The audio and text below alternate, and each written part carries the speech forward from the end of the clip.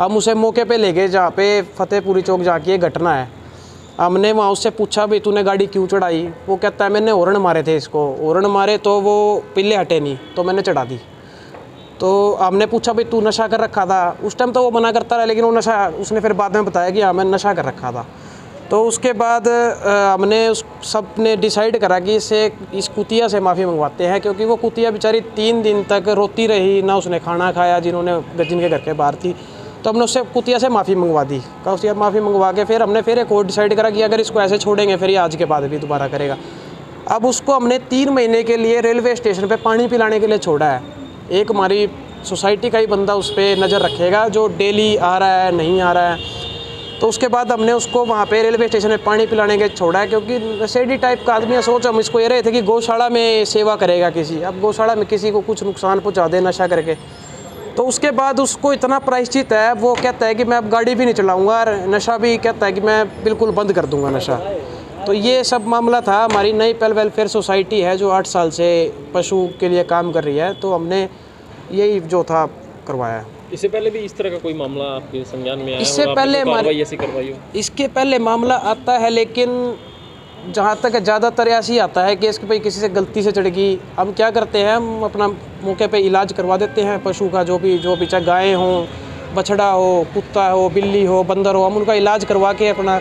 लेकिन ये मामला थोड़ा सा ऐसा था, इसमें जानबूझ के दिख रहा था कि भाई जानबूझ के ये काम किया है इन्होंने। जैसे मामला बिल्कुल अलग तरीके का था, पुलिस में आप गए तो पुलिस के क्या रिएक्शन थे जब आप एक कुत्ते का मामला थाने के अंदर लेके गए?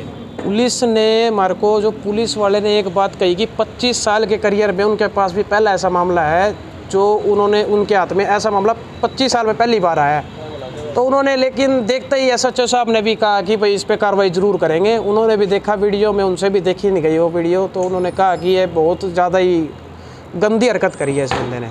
पुलिस वालों का रिएक्शन बहुत वो था कि ये बहुत गलत किया है जिसने भी किया है।